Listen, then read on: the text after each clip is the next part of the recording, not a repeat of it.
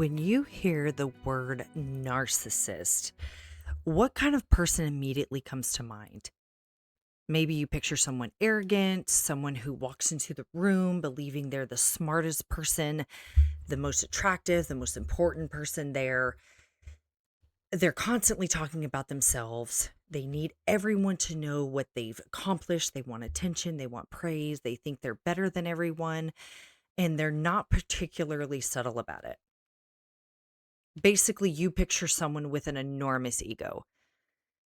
So, as promised, this episode we are talking all things narcissism. And on that topic, you're not necessarily wrong if you think that a is someone who is enormously arrogant. Narcissism can look like that. But what if I told you it doesn't always have to look like that? What if the person is quiet? What if the person is actually seems very insecure? What if they don't tell you how amazing they are? What if they're constantly sensitive to criticism? What if instead of constantly talking about how successful they are, they're constantly talking about how overlooked they feel, how nobody appreciates everything that they do, how people always treat them badly, or they say, I do everything for everyone and nobody does anything for me. Or they say, it must be nice to have what you have. Would narcissism cross your mind when dealing with a person like that? Probably not. And that's what I want to talk about today, because sometimes narcissism doesn't look like what we've been taught that narcissism looks like. There's a thing that we commonly call covert narcissism. But before we go any further with that, we need to clear something up because the internet has absolutely run away with the word narcissist. Someone being selfish does not automatically make them a narcissist. Someone being manipulative doesn't automatically mean they have narcissistic personality disorder. Your ex, as horrible as they may have been, that does not automatically make them a narcissist because they treated you badly. Your mother isn't automatically a narcissist because she makes you feel guilty. Your boss isn't automatically a narcissist because they're arrogant or they're a jerk. And somebody posting too many selfies on Instagram certainly isn't enough for a diagnosis. And narcissistic personality disorder is an actual diagnosable mental health disorder. And there is mental health criteria that must be met. So throughout this episode, I want to be careful about the distinction between narcissistic traits and actual narcissistic personality disorder or NPD. All of us, every human, can probably exhibit a narcissistic trait at some point in their life. That doesn't mean everyone who's ever been born has NPD. So with that in mind, according to the DSM-5, narcissistic personality disorder involves a pervasive pattern of grandiosity, a need for admiration, a lack of empathy, and the pattern begins by early adulthood, occurs across different contexts, and at least 5 of the 9 diagnostic criteria must be present. Those criteria include things like an exaggerated sense of self-importance, fantasies of unlimited success or power, believing oneself to be uniquely special, requiring excessive admiration, entitlement, exploiting other people, lack of empathy, envy, and arrogant behaviors or attitudes. So when we talk about NPD, we're not talking about one annoying personality trait. We are talking about a fully pervasive pattern. And here's where things get really interesting, because you may have heard people talk about 2 different kinds of narcissist, the overt narcissist and the covert narcissist. But I want to be precise about the terminology here because the DSM does not recognize 2 separate diagnoses of overt narcissistic personality disorder and covert narcissistic personality disorder. The diagnosis is just narcissistic personality disorder. However, the DSM alternative model for Personality Disorders specifically discusses narcissistic grandiosity as being expressed overtly or covertly. And that's an important distinction because we're not necessarily talking about two completely different disorders. We're talking about differences in ways that some of the underlying narcissistic pathology can present. And that changes the way we think about narcissism. Because grandiosity is really easy to recognize when someone walks into a room and is essentially saying, I'm incredible and you should know that I'm incredible. That's overt, it's very obvious. But grandiosity becomes much harder to recognize when it sounds more like, I would have been incredibly successful if people hadn't held me back. Or nobody recognizes how much I sacrifice, or other people get opportunities that should have been mine. Now we're starting to see why the word covert matters here. And I want to make one more distinction. Covert does not necessarily mean that someone is sitting in their bedroom plotting, how can I hide my narcissism from everyone today? That's not what we're talking about. We're talking about narcissistic features that may not be outwardly expressed in the stereotypical, boastful, larger than life way that people expect when you hear narcissism. In fact, some of the DSM describes things that sounds almost like the opposite of narcissistic stereotype because the DSM discusses things like fragile self-esteem that can occur with NPD. It describes severe internal self-doubt, self-criticism, and emptiness along with the need for admiration. It also describes people with NPD as being particularly vulnerable to criticism and defeat. The DSM says that when their self esteem is threatened, some individuals may respond with anger or counterattack, but others may withdraw socially or display an appearance of humility that masks and protects the grandiosity. So think about that for a second. An appearance of humility in a disorder we associate with grandiosity and self importance. And that's why narcissism may not always look like narcissism. The DSM also describes possible experiences of inferiority, vulnerability, shame, envy, humiliation, self criticism, insecurity, withdrawal, emptiness, and depressed mood. So now our picture of narcissism becomes considerably more complicated because a person can feel superior and inferior. They can crave admiration while appearing insecure. They can desperately care what other people think about them while simultaneously struggling to genuinely consider the emotional experiences of other people. Their self image can even fluctuate. The alternative model describes self appraisal that can be inflated, deflated, or move between the two extremes. And I think that's one of the most important things to understand before we go any further. Narcissism isn't necessarily someone walking around every second of every day thinking, I love myself, I'm amazing, I'm better than everybody. That is a caricature. It's a stereotype, if you will. The actual psychology is much more complicated. At the center of this can be a very unstable sense of self. And because that sense of self is unstable, other people can become incredibly important to regulating it. The alternative model describes excessive reliance on others for self definition and self esteem regulation. In plain English, if they feel that how they feel about themselves is heavily dependent on how you respond to them, they will always think, do they admire me? Do they recognize me? Do they validate me? Do they agree with me? Do they see me as special? Do they acknowledge what I've sacrificed? And if their need or if they need your response in order to regulate how they feel about themselves, your disagreement is not going to feel like just an ordinary, simple disagreement. And if you'll notice with people like that, they're very argumentative people, and any even assumed or they think there's a possibility that you might not be in agreement with them, it is very disruptive for them. Your criticism may not feel like constructive criticism to them. Your success may not simply be just your success, because somehow everything keeps coming back to what it means about them.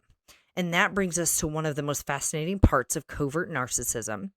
Sometimes the person who desperately wants to feel exceptional doesn't present as the person saying, "Look how exceptional I am." Sometimes they present as the person wondering, "Why doesn't anybody recognize how exceptional I am?" Those sound completely different, but underneath them may be a very similar need. And that's where we're going next. Because if covert narcissism can look like incredibly insecure, sensitive, it can look like having humility, victimhood, or even low self esteem, we have to answer a really important question here. How do you tell the difference between someone who is genuinely insecure or hurting and someone whose vulnerability is part of a narcissistic pattern? Because those are absolutely not the same thing, and getting that distinction wrong can hurt people. So before we start labeling the insecure person, the traumatized person, the depressed person, the sensitive person, or the person who actually has been victimized, and we start labeling them as a covert narcissist, we need to look deeper at what's happening underneath that behavior. So let's pick up with the question of, if covert narcissism can look like insecurity, how do you tell the difference between someone who is genuinely insecure and someone who has narcissistic patterns? Because insecurity by itself is not narcissism. Being sensitive isn't narcissism. Having low self-esteem isn't narcissism. Feeling jealous sometimes isn't narcissism. And being hurt when someone criticizes you definitely isn't narcissism. Those are just simply human experiences. And that's where the conversation about covert narcissism can become dangerous, because once you learn some of the characteristics, suddenly everybody starts looking like a narcissist. Your friend got jealous, narcissist. Your husband got defensive, narcissist. Your mom made something about her, narcissist. Someone gave you the silent treatment, covert narcissist. And psychology doesn't work that way. We're looking for patterns. Remember, narcissistic personality disorder is a pervasive pattern. We're not diagnosing someone based on the worst thing they've ever done. And we need to remember that. So we have to look at what the behavior is doing. Two people can say exactly the same sentence for completely different reasons. Imagine someone say, "I feel like nobody appreciates me." A genuinely insecure person may really be struggling with feeling unseen. Maybe they've spent years believing they're not good enough. Maybe they're depressed. Maybe they're overwhelmed. Maybe they're in a relationship where they genuinely aren't appreciated. This statement alone tells us almost nothing about narcissism. But now imagine a pattern where someone's sacrifices constantly become leverage. After everything I've done for you, their hurt constantly becomes an obligation for everyone else. Their disappointment becomes evidence that you've wronged them. Your boundary becomes rejection. Your success becomes something they have to minimize. Your pain somehow becomes a conversation about their pain. And whenever there's conflict, the conversation eventually turns or returns to how they have been hurt, how they've been misunderstood, how they've been disrespected or overlooked or underappreciated. Now we have something different that deserves a closer examination. Not because we've proven that that person has NPD. We haven't. Because we're starting to see a pattern where other people may be functioning as regulators of that person's self-esteem.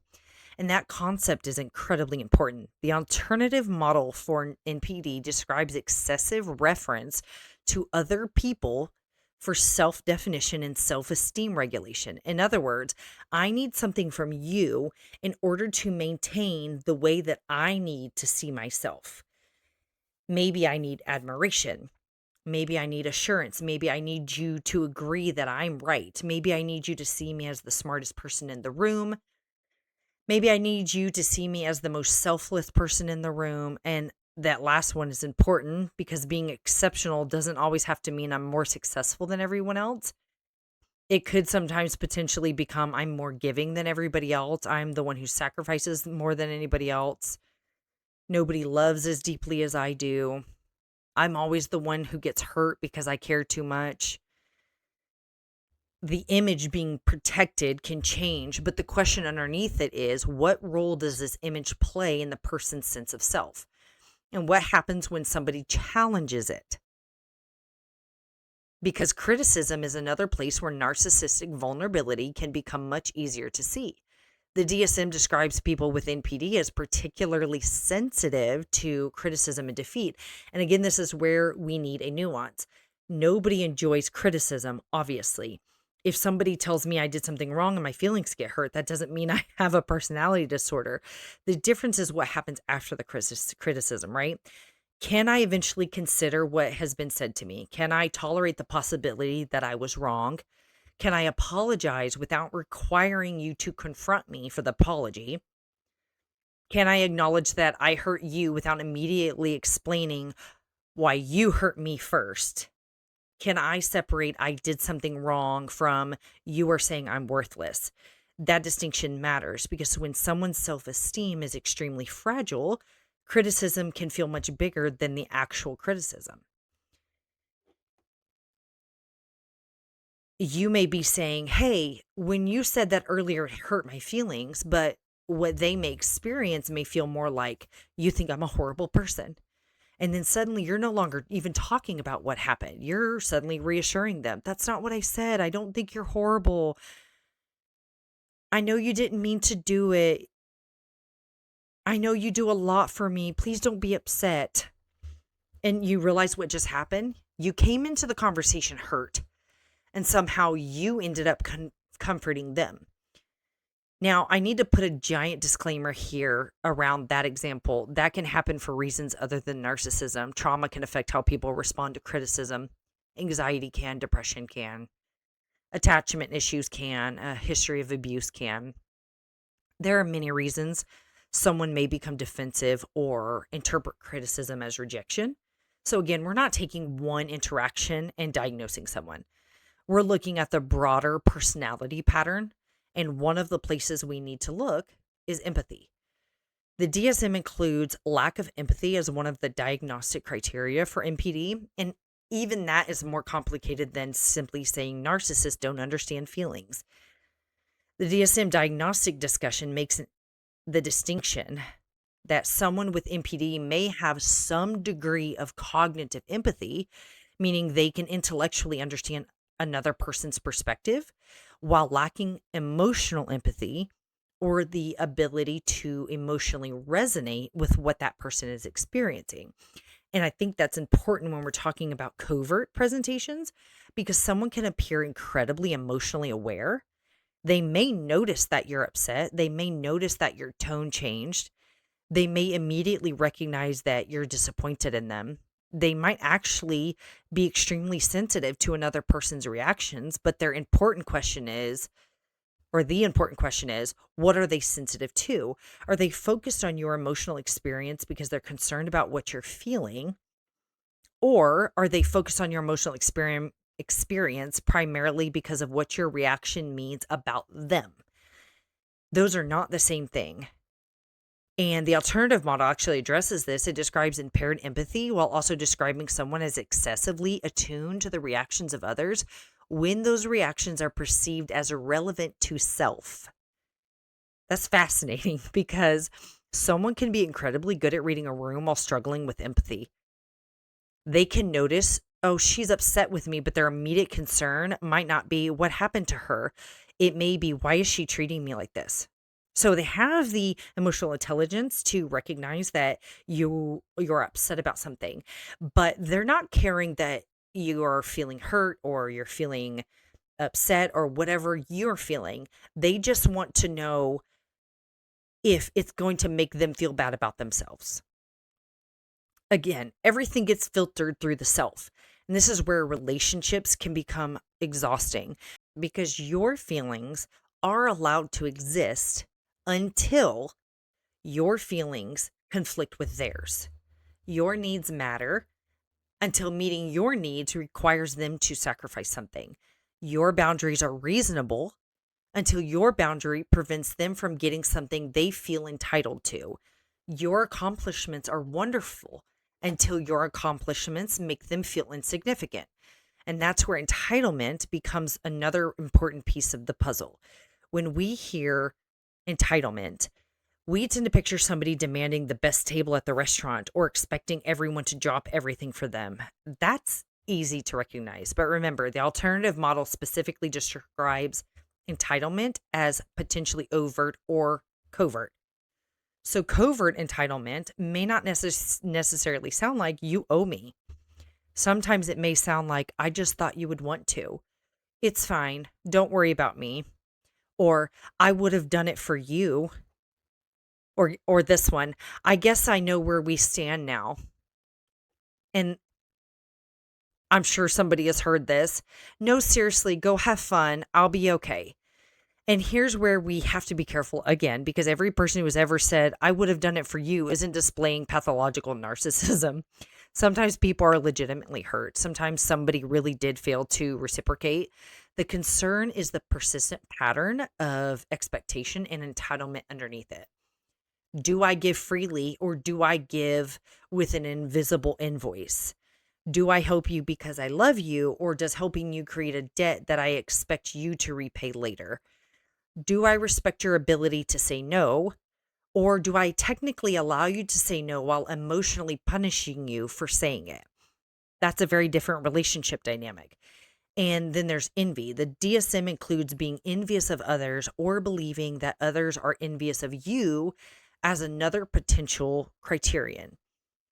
And envy can look different when someone isn't openly grandiose.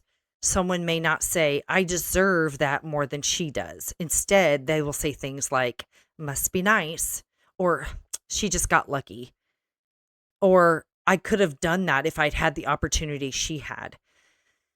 Or maybe there's always a reason someone else's accomplishment isn't quite as impressive as everyone thinks it is. You got promoted. Well, your company isn't that difficult to move up in. You lost weight. Well, you must have had help. Your business is successful. You had connections. Your marriage is going well. Well, you don't know what happens behind closed doors. Your child accomplished something. Well, their child did something even more impressive.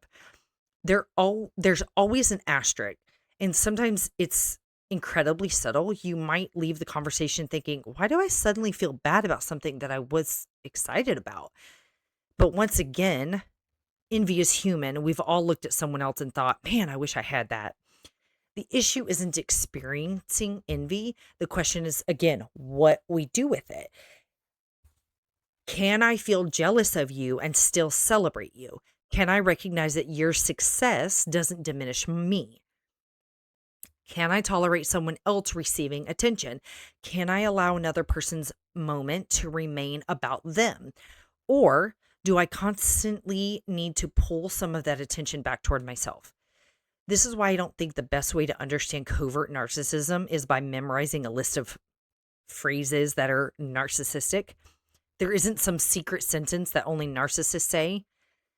The internet loves lists like this. 7 phrases covert narcissists always use. Human beings don't work like that. Instead, look at the pattern underneath the behavior. Self-esteem regulation, entitlement, need for admiration or approval, grandiosity, even when that grandiosity isn't obvious, difficulty with empathy, envy, difficulty tolerating criticism, and, relationships that increasingly revolve around maintaining the person's sense of self. And even then, diagnosis belongs to qualified clinicians evaluating the whole problem. We already have enough people walking around diagnosing people with things that don't really have a clue.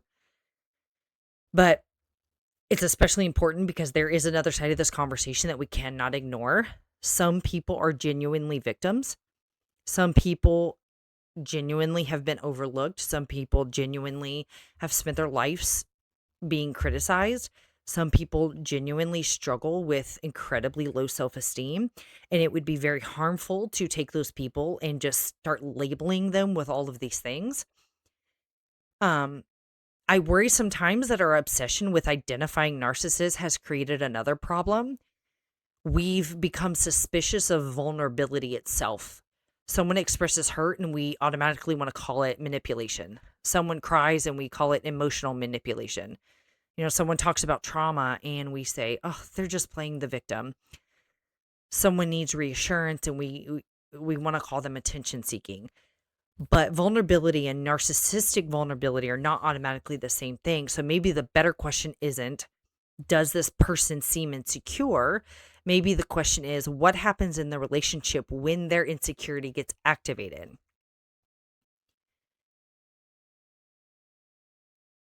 The questions you can ask yourself is, can there still be room for you? Can your feelings exist alongside theirs? Can they take responsibility? Can they tolerate boundaries? Can they recognize your needs even when those needs inconvenience them? Can they celebrate you when you're getting something they want? Can they apologize without becoming the victim? Can they hear criticism without eventually making you pay for giving it? Can the relationship be mutual? Because those last words matter, mutual. The alternative model describes intimacy problems in NPD as relationships that may largely serve self-esteem regulation, with limited genuine interest in the experiences of other people and a predominance of personal gain. And that's where we get closer to understanding what we're actually talking about. It's not simply this person is insecure. It's what happens to everyone around this person because of the way that insecurity, entitlement, grandiosity, and need for validation are being managed. Because sometimes narcissism doesn't look like someone standing above everyone else saying, look at me. Sometimes it's, again, why isn't anybody looking at me? And we're only looking for, and if we're only looking for arrogance, we might completely miss it. But there's another piece of covert narcissism that I think deserves its own conversation, because one of the words that often gets associated with covert narcissism is victimhood. And that is complicated because a person can genuinely be a victim and have narcissistic personality disorder. A narcissistic person can also be genuinely hurt.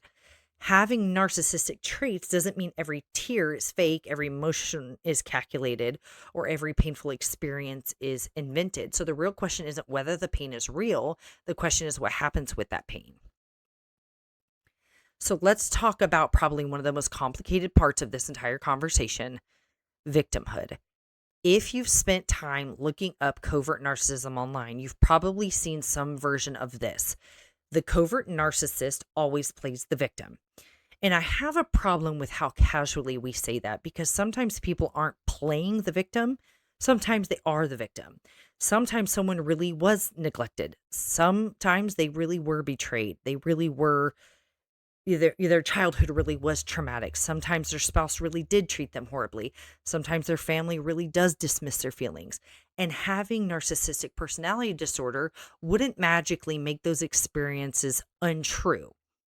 A person can have narcissistic traits and still be genuinely hurt. They can have NPD and still experience trauma. So what happens with their pain? Because pain can become part of the way someone understands themselves. It can become part of their identity. And in narcissistic pattern, it can potentially become intertwined with the need to be seen as exceptional. We usually think exceptional means I am better than everyone else. But think about how many different ways a person can feel exceptional. I can be the smartest person in the room. I can be the most successful. I can be the most attractive. I can be the most talented. I can also be the person who sacrifices the most, the person who works the hardest, the person who gives everything and gets nothing, the person nobody appreciates, the person who's constantly misunderstood. And suddenly even suffering can become organized around the self.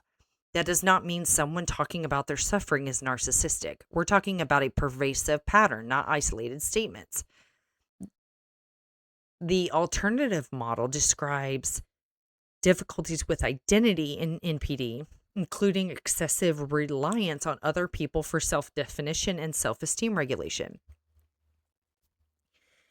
So the narcissist doesn't necessarily have to say or stay at I'm incredible. It can potentially swing towards I'm worthless and then back again.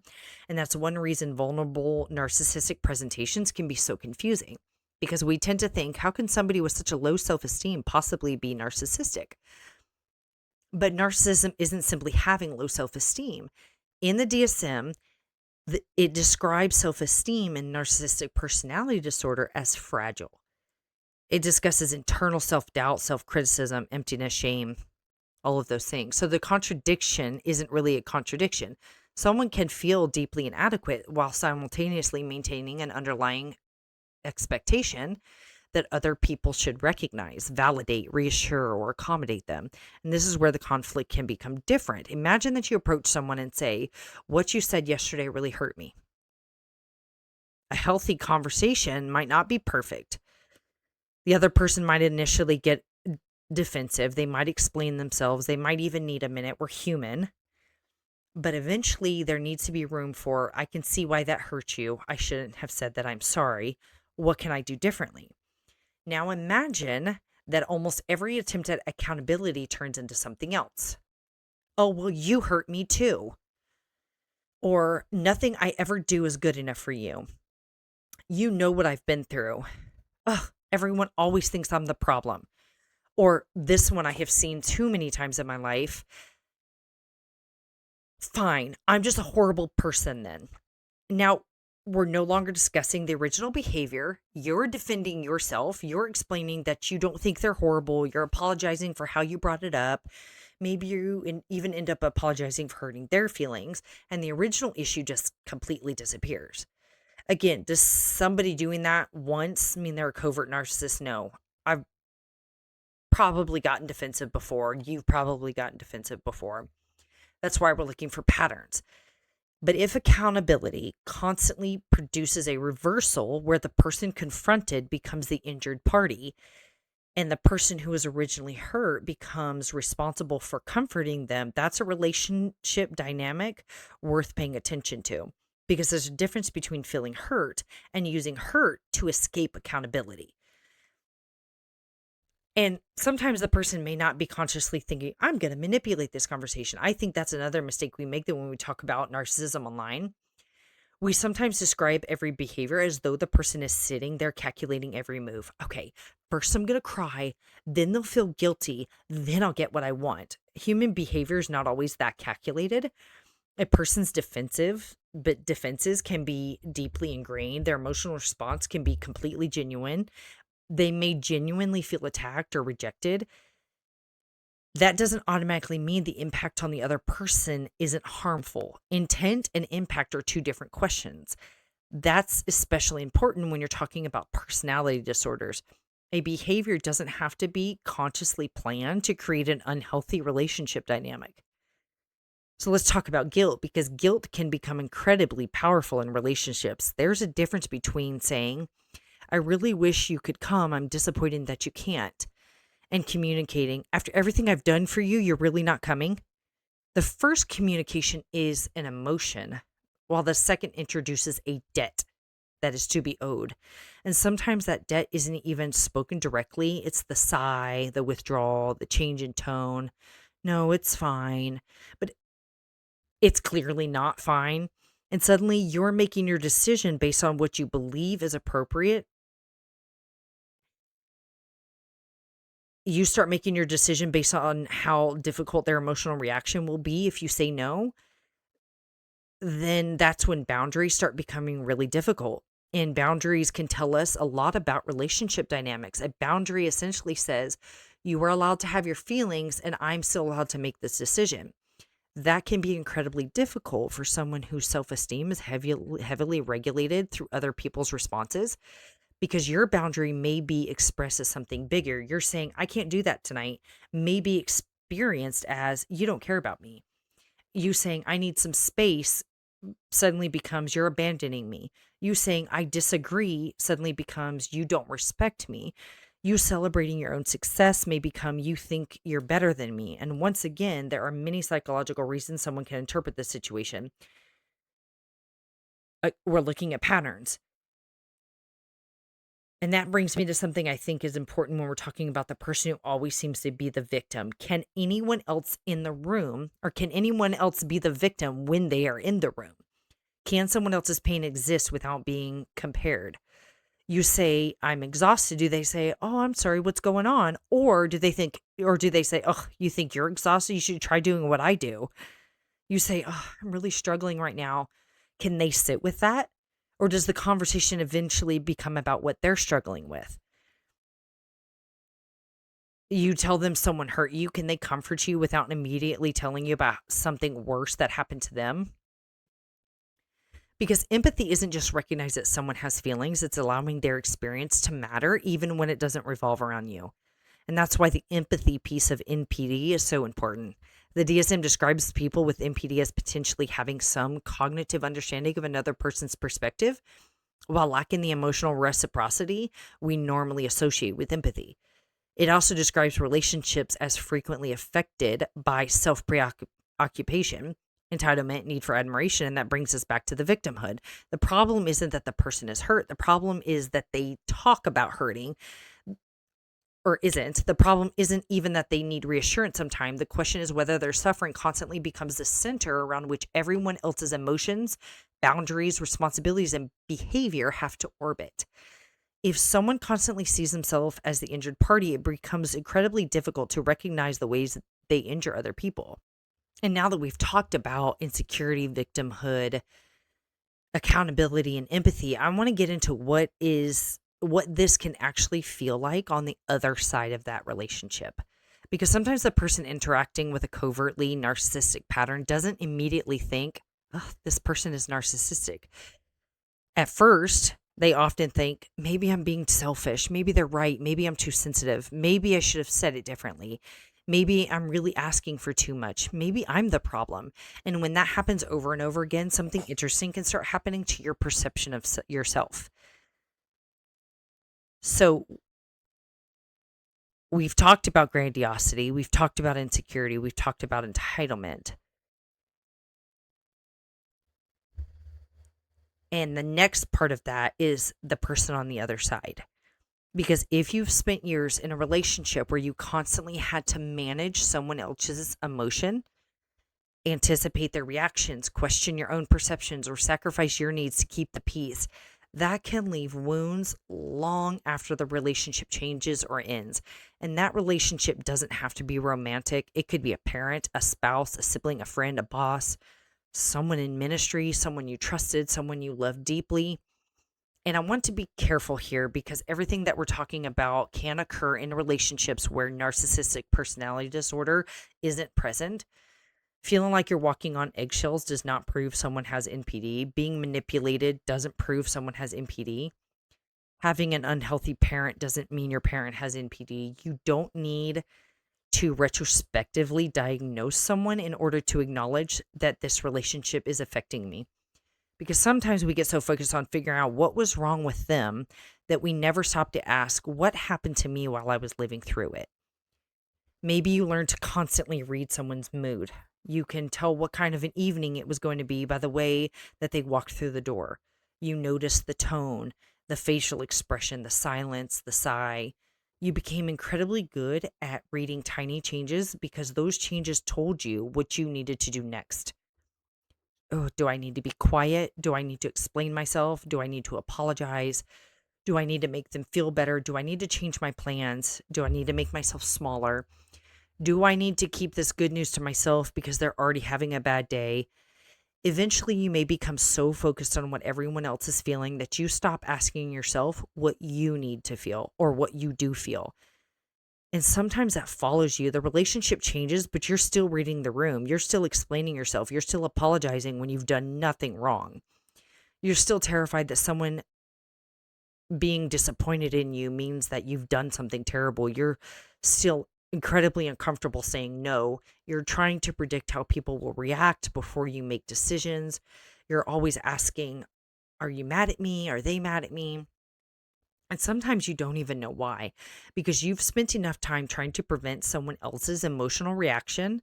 Peace can start to feel like something you're responsible for creating, and that is exhausting. One of the deepest wounds that can come from an unhealthy relationship is losing confidence in your own perception. Maybe you remember a conversation one way and you're repeatedly told that's not what happened. Maybe every time you're hurt, you're told you're too sensitive. Maybe every boundary becomes selfishness, or every disagreement becomes disrespect. Maybe every attempt to advocate for yourself ends with you questioning whether you should have said anything at all.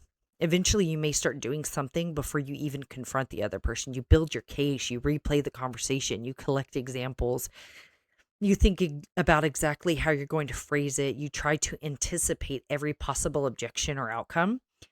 Because somewhere along the way, simply saying that hurt me stopped feeling like enough. You started believing you needed to prove that you're allowed to be hurt. And if that's something you've experienced, I want you to hear this. Healing isn't just about learning to trust other people again. Sometimes it's about learning to trust yourself again. Your emotions aren't always perfect interpretations of reality. None of ours are.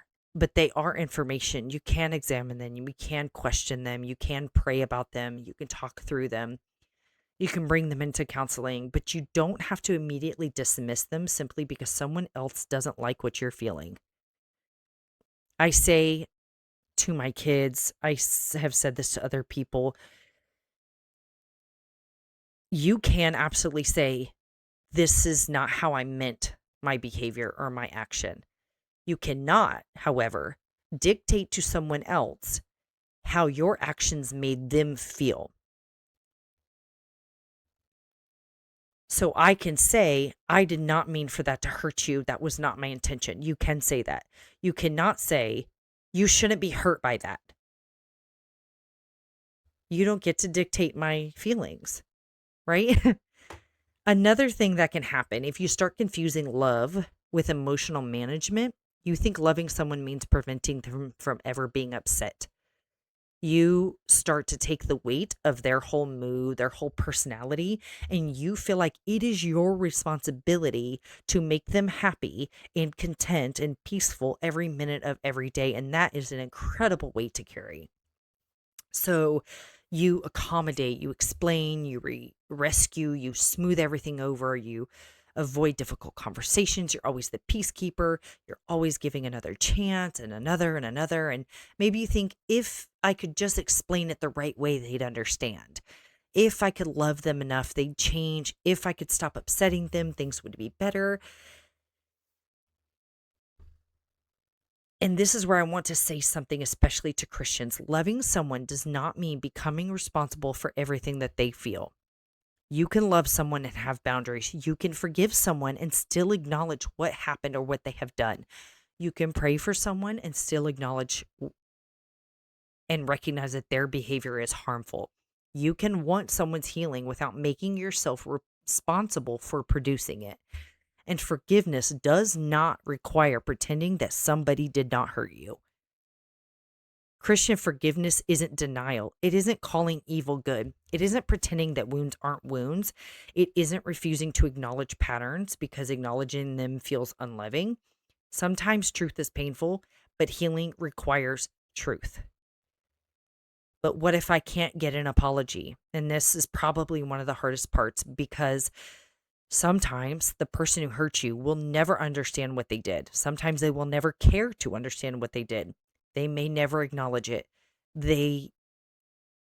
Maybe they remember everything differently. Maybe they'll insist that you were the problem. Maybe they'll apologize but attach an explanation that somehow makes it your fault. Maybe you'll never hear the words you've spent years waiting to hear. I was wrong. You didn't deserve that. I hurt you. I'm sorry. And if your healing depends entirely on another person finally understanding what they did to you, they still have an incredible amount of control over your life. There comes a point where healing has to become something you pursue, whether they participate in it or not.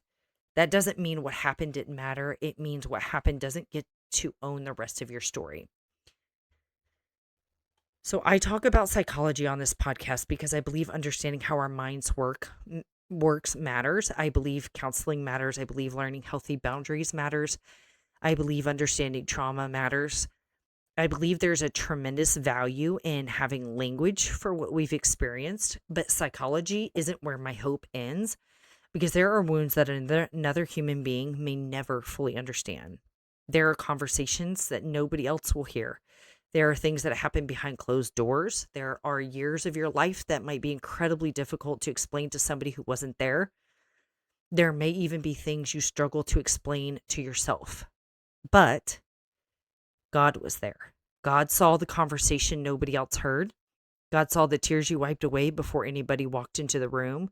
God saw every time you questioned yourself, every time you felt confused, every time you prayed for things to change, every time you tried one more time, every time you felt like nobody understood what was happening, every wound you learned to hide, every moment that changed something inside of you. God saw that. He doesn't need you to convince him that it happened. He doesn't need screenshots. He doesn't need witnesses. He doesn't need the other person to admit it. He already knows.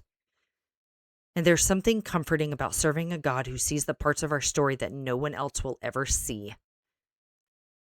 Psalms 147:3 says, He healeth the broken in heart and bindeth up their wounds. And I love the imagery in that verse. He doesn't say the wound wasn't real. He says he binds the wound. God's healing doesn't require us to pretend we were never hurt. He can meet us in the place where we were hurt, and he can begin restoring what was damaged there. Maybe your ability to trust was damaged. Maybe your confidence was damaged. Maybe your sense of identity was damaged. Your ability to make decisions without second guessing yourself was damaged. God sees all of that too. Healing doesn't mean it never happened. Sometimes we think healing means reaching a point where something doesn't matter anymore, and I don't think that's necessarily true. A scar is evidence that the wound isn't open anymore. You may always remember. There may still be things that trigger an emotional response. There may be things you're still working through. Healing doesn't always happen in one prayer, one counseling session, one conversation, or one moment of forgiveness. Sometimes God heals us through a process. Sometimes it includes scripture, counseling. Sometimes it includes learning boundaries, especially if you've been in this type of relationship. You have to learn how to set and maintain boundaries again. And sometimes it includes accepting that a relationship may never become what you hoped it would be. None of those things mean God isn't working. Don't let the label become your life. As we close this episode, I want to return to something I've said throughout this conversation. Be careful with the word narcissist. Learning about narcissistic personality disorder can help you understand patterns. It can give language to experiences that previously felt confusing. But you do not have to spend the rest of your life analyzing someone or anyone who's ever hurt you. At some point, the question has to move from why are they like this to what do I need to do to heal? Maybe you'll never know whether someone in your life actually met the diagnostic criteria for narcissistic personality disorder. Maybe they did. Maybe they didn't. Maybe they had narcissistic traits. Maybe another issue was involved entirely. A diagnosis can matter clinically, but your healing does not require for them to have a diagnosis. You are allowed to recognize unhealthy behavior for what it is. You are allowed to grieve what it has cost you. You are allowed to learn healthier patterns. You are allowed to establish boundaries. You are allowed to seek counseling. You are allowed to heal. And you are allowed to stop making the person who hurt you the center character in the rest of your life. But I have one last question. Throughout this episode, I've asked you to resist listening with only one person in mind, because it's really easy to learn about narcissism and start identifying everyone else's unhealthy behavior. It's much harder to examine our own. So maybe we end up with two questions instead of one. If you've recognized some of these patterns in yourself, what would it look like to get help instead of hiding from them? Having narcissistic traits doesn't make someone beyond hope. Even a personality disorder doesn't make someone beyond the possibility of growth. Acknowledging unhealthy patterns is not the end of someone's story. And if you've recognized the wounds of being on the other side of these patterns, what would it look like to stop waiting for the person who hurt you to become the person who heals you? Because they may never give you the closure you're looking for. But they aren't the only source of healing available to you. Start taking those wounds seriously. Take it to counseling. Take it to people you trust. Take it to prayer. Take it to God, because people may misunderstand your story. People may deny your story. There are many situations in which the person who has those narcissistic traits can come across to other people as this wonderful, amazing person. And if you were to tell people the story, people would look at you like you were crazy, like, no, they would never do that. And you seem to feel like you're the only one who sees them for what they really are. But again, God sees it all, He knows it all, and there is no wound so hidden that He cannot see it.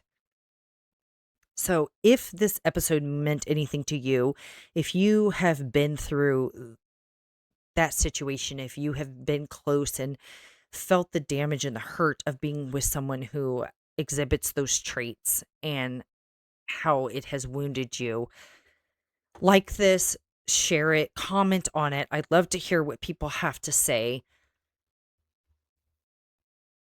Don't bury the wounds, let them heal. So until next time, in our next episode, take care of your mind, take care of your soul, and take care of yourself.